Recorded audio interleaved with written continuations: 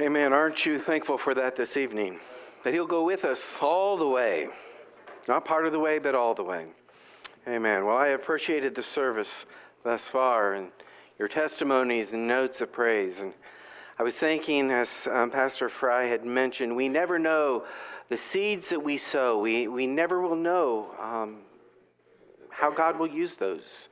And I was thinking just a few weeks ago when we were in Guatemala, coming down toward the end of our trip, probably with the last full day that we were there, Pastor Marcos was going to take us around Guatemala City.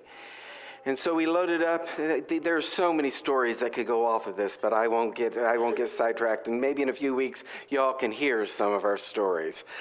But we went down to by the presidential palace, and we ended up meeting with one of the national pastors there in Guatemala City.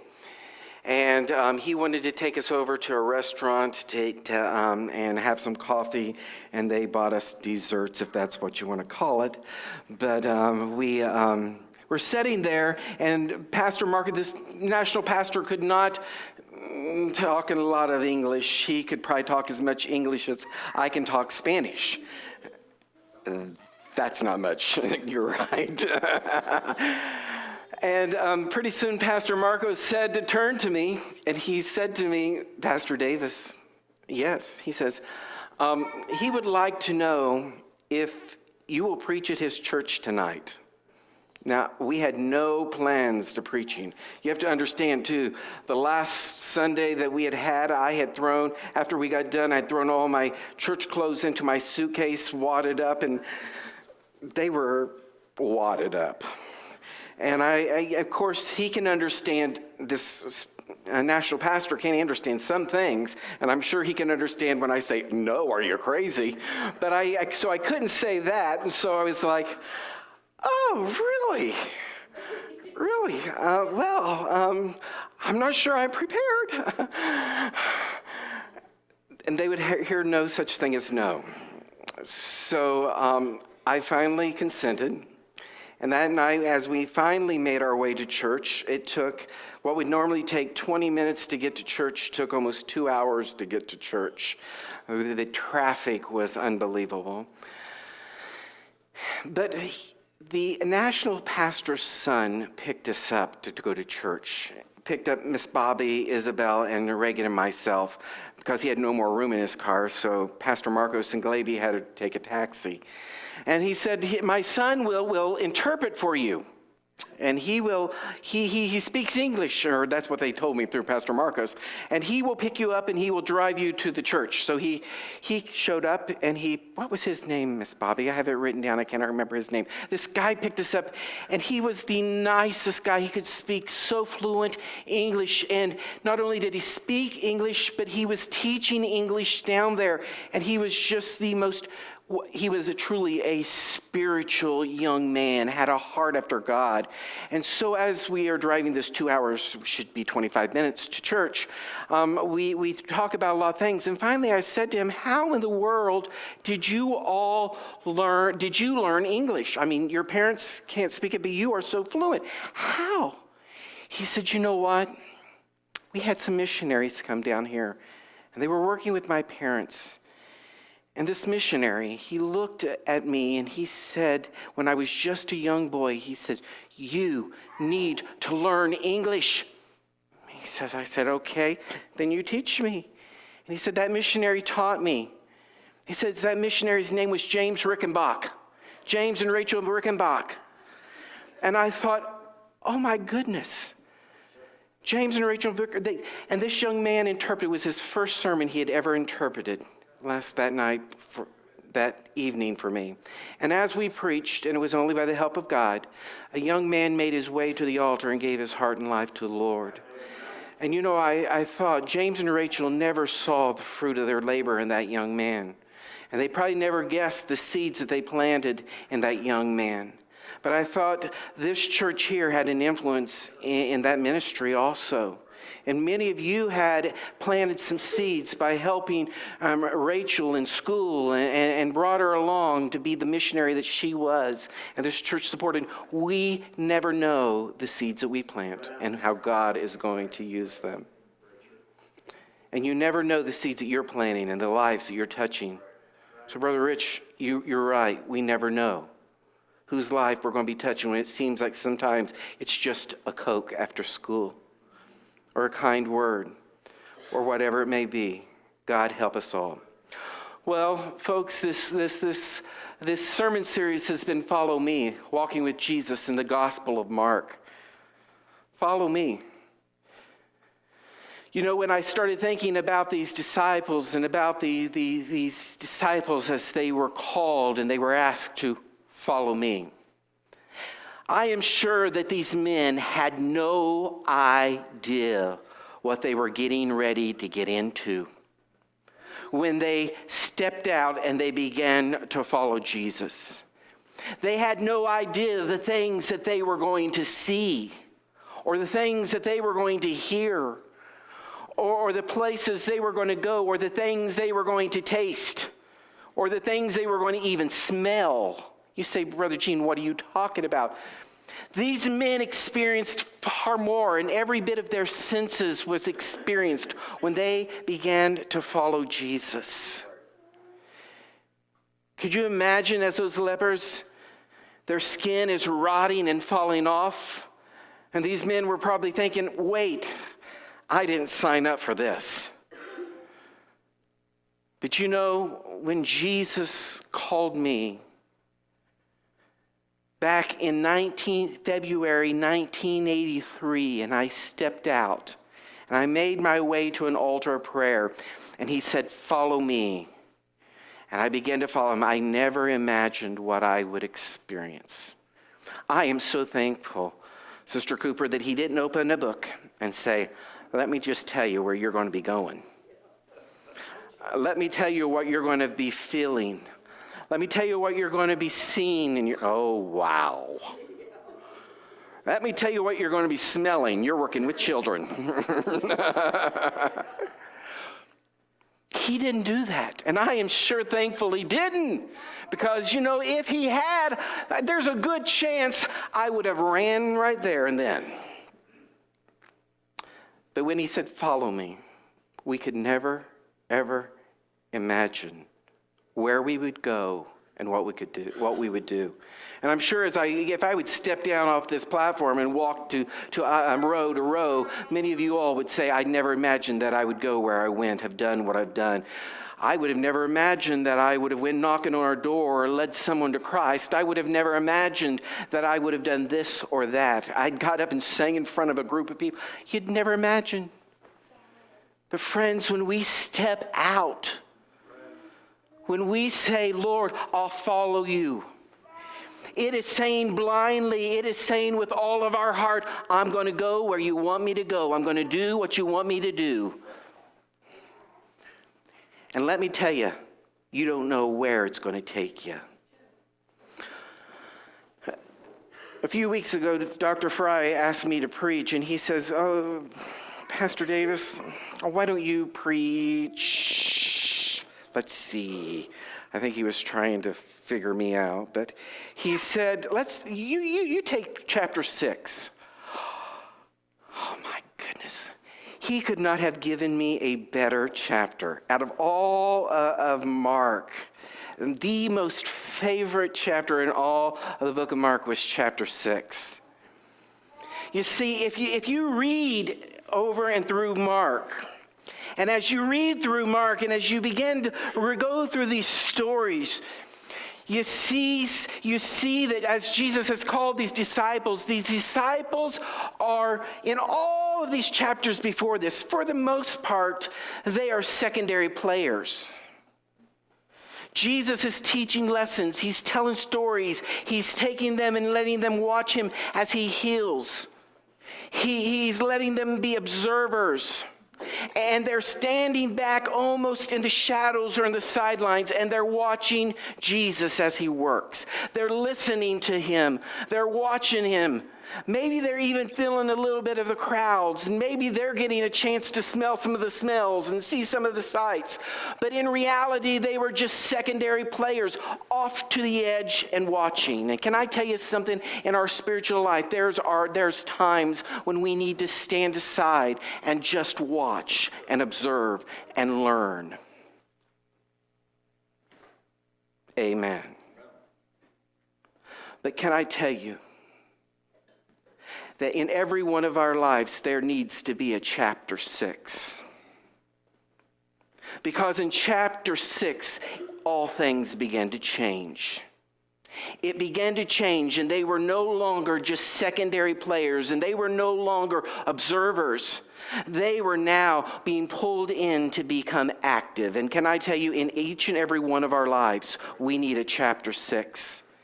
If you are just satisfied sitting along the edges and watching, if you're satisfied with just sitting and listening and seeing and observing, my friends, then you're not going to be much of a follower, because all you are is just part of the crowd.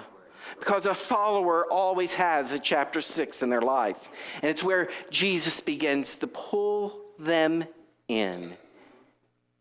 And in chapter 6, we read there, chapter 6, verse 7, and he called the 12, and he began to send them out 2 by 2, and he gave them authority over the unclean spirits. Wow. It was time for them to get out and do something. And so they went out, and they experienced. They were able actually to see people healed and demons cast out. They were actually be able to get into the ministry and roll their sleeves up and get their hands dirty, so to say. And I'm not saying that prior to this there wasn't, but we see now it's their turn. It was their time. And we go on and we read down through chapter 6, and we come to verse 30. And the apostles returned to Jesus and told him all that they had done and taught. Oh, I could just imagine those men. They were probably like little kids. I don't know. I can remember being a preacher boy, and we would go out on weekends and we would preach in those little churches. We probably didn't make much sense. But you know what? We went out, and when we came back to the dorm, we were so excited. And so, you know what I got to do? I got to anoint someone. Oh, the stories we could tell you when we went out to some of those little places. But we came back excited, and I could imagine that these disciples, they came back and they got to do something. They were no longer on the side. They were no longer just happy being there, just observing and listening, but they finally got to do it. And they did it, and they came back.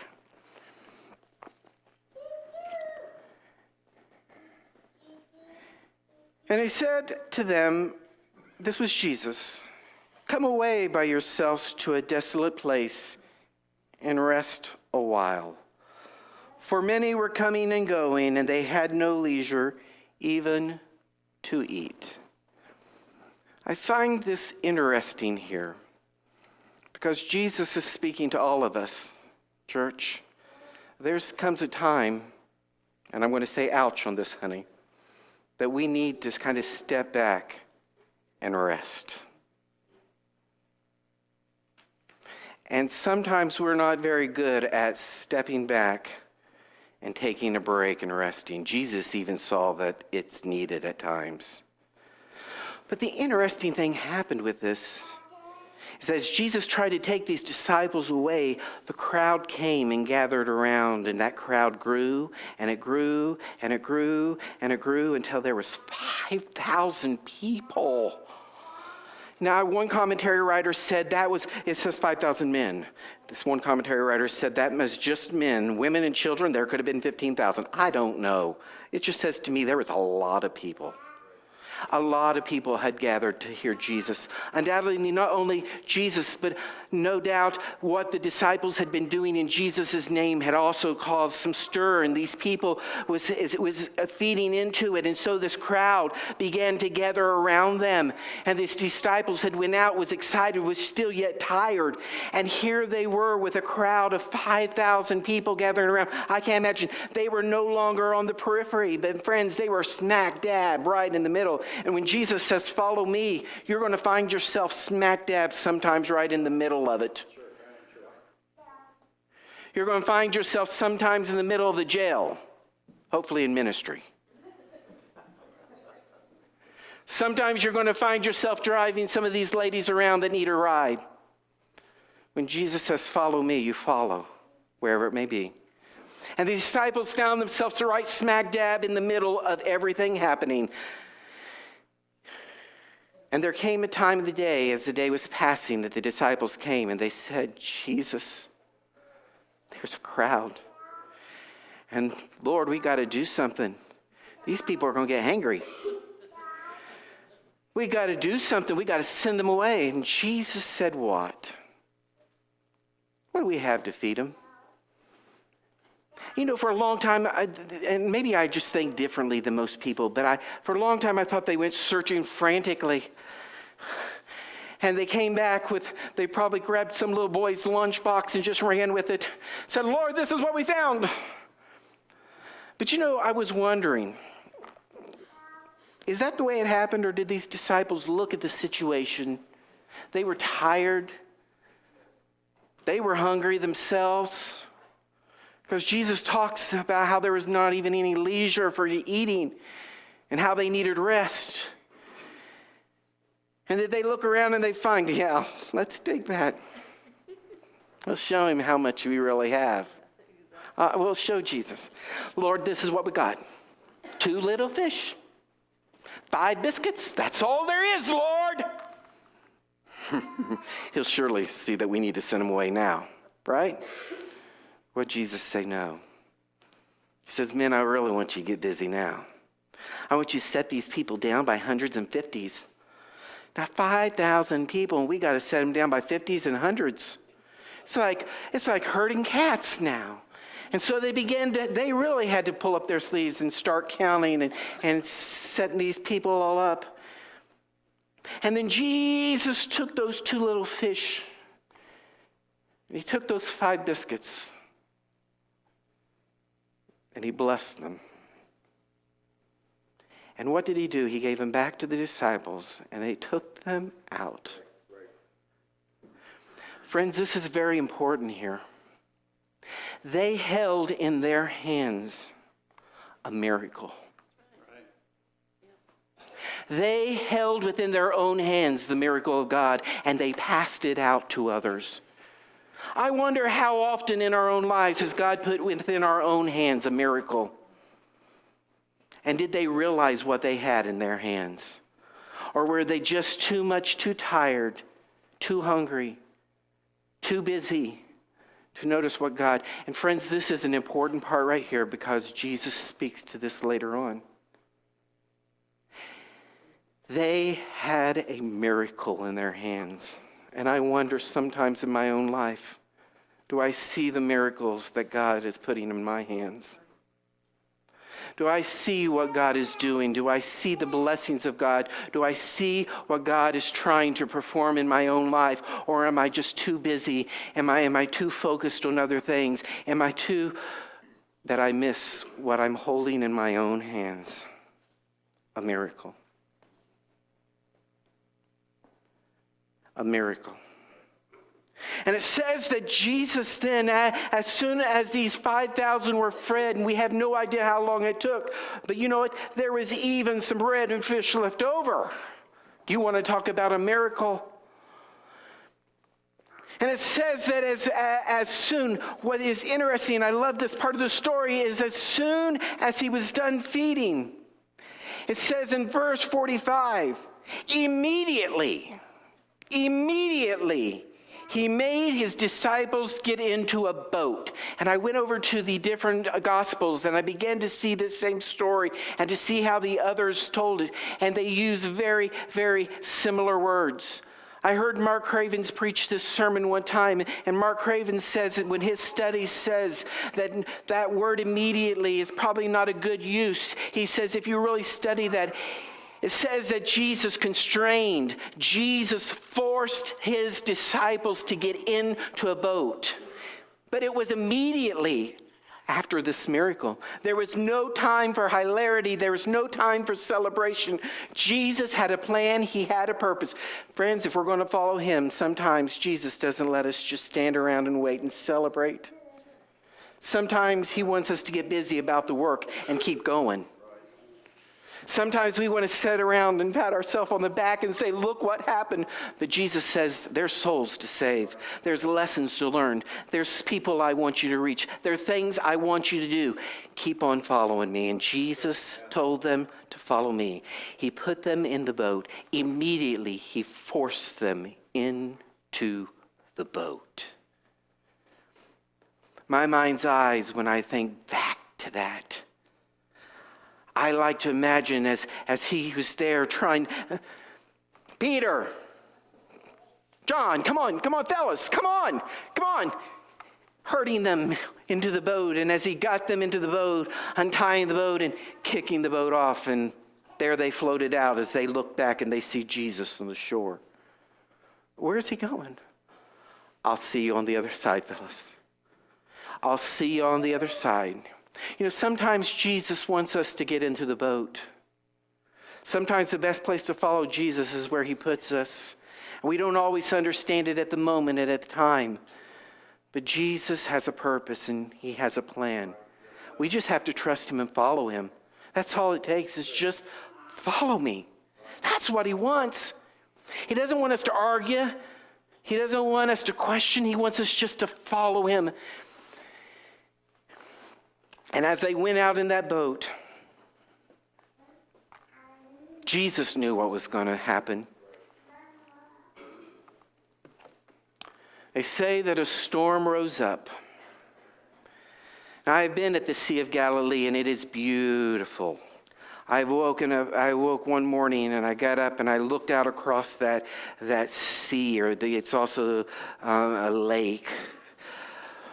And it can be perfectly still like a sheet of glass. But I believe is it to the north, Pastor Fry, is Mount Hermon, I believe. Snow-capped Mount Hermon. Beautiful. You can stand there at Tiberias and you can look to the north and you can see a snow-capped mountain just. And I believe to the south is the deserts, if I'm correct.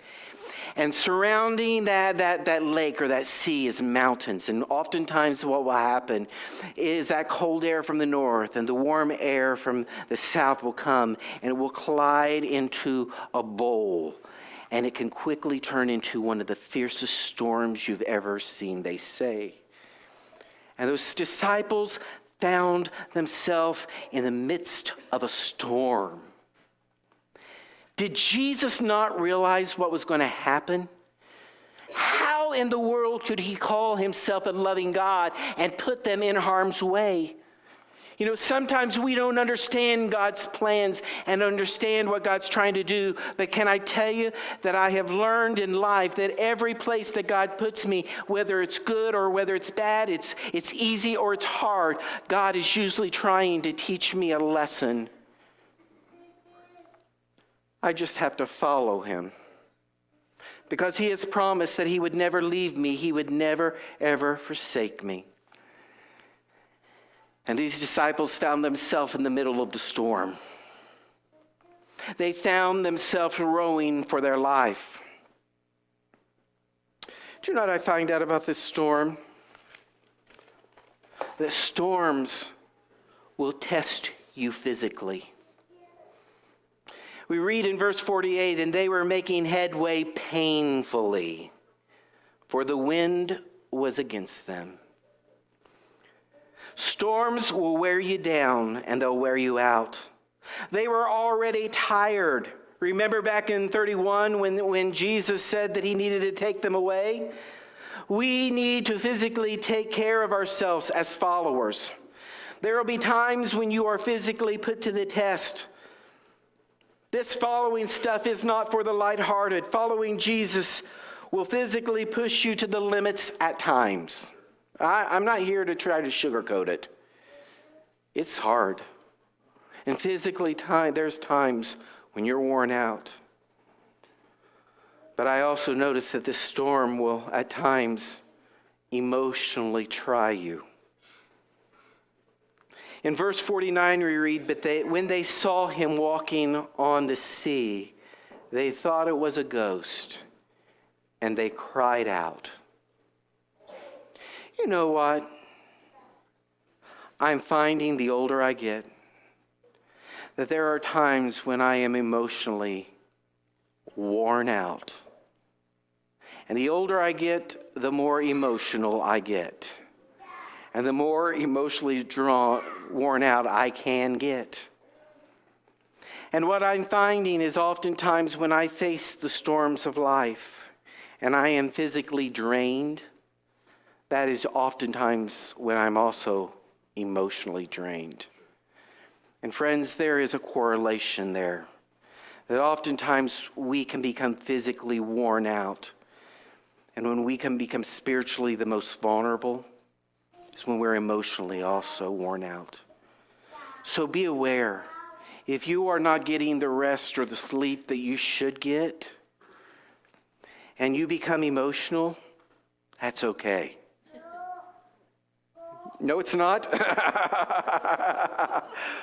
But these disciples, they were physically worn out, and they were emotionally worn out. They looked at that storm. They looked at Jesus, the very man who had walked with them, the very man who had put the fish and the bread in their hands, the very man that they had seen heal the blind eyes and bring life back to a dead body, the very man they had walked with just hours before, and now suddenly they don't even recognize him.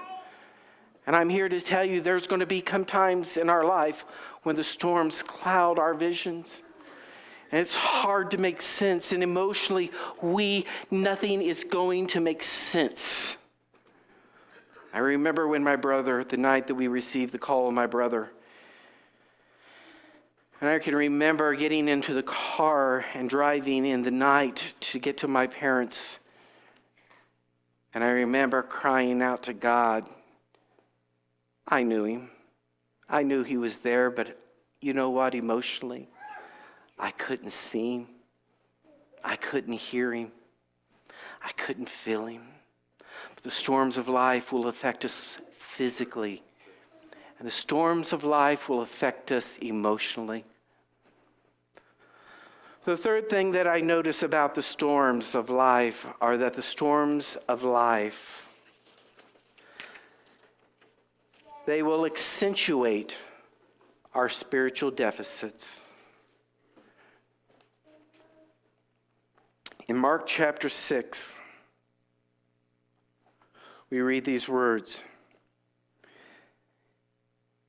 In verse 50, "For they saw him and were terrified, but immediately he spoke to them and he said, 'Take heart, it is I, do not be afraid.'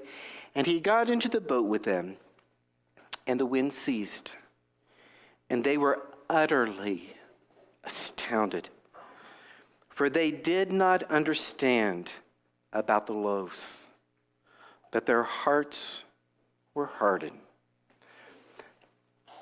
Friends, just hours before, they had held the miracles in their hands, and the one who had placed it there, they didn't even recognize. And the storms of life will have a way of accentuating where our spiritual well-being. We never really hear about this story about the loaves. We instantly think, as soon as Jesus calms and brings peace, we think, oh, they learned their lesson.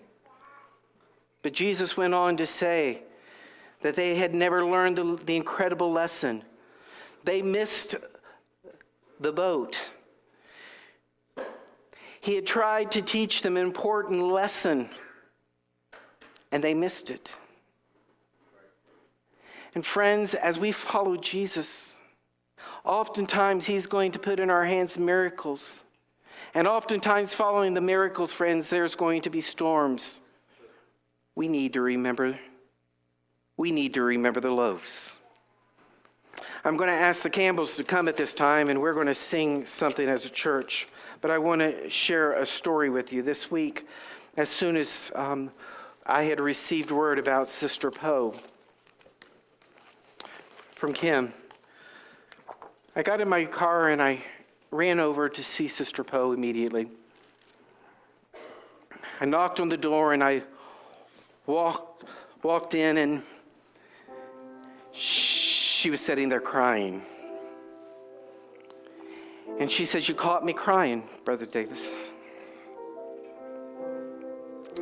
And I said, "Sister Poe, that's okay, because I come to cry with you."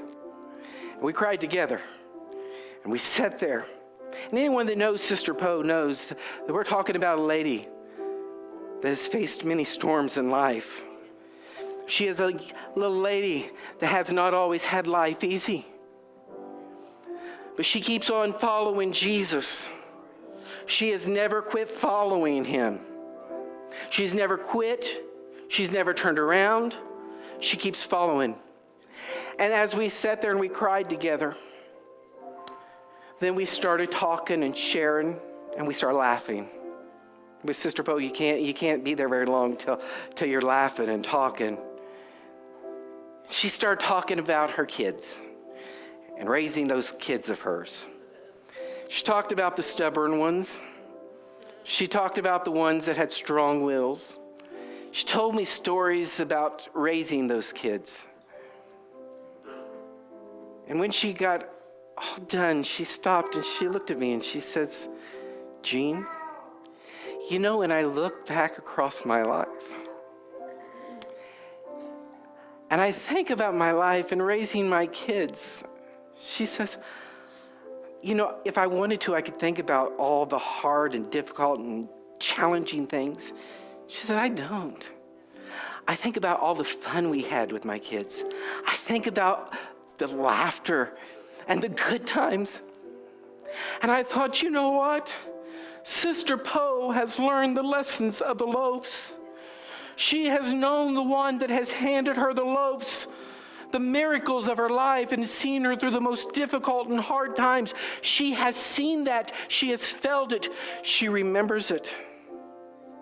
And when she faces the storms, can I tell you what she does? She looks back at those loaves in her life. She looks back at the miracles. She's not looking back at the hard and the challenges and the difficulties she faced. She says, "I don't really remember those things. Now, if I wanted to, I could, but I don't." Oh, God, help me, Lord, to remember the loaves.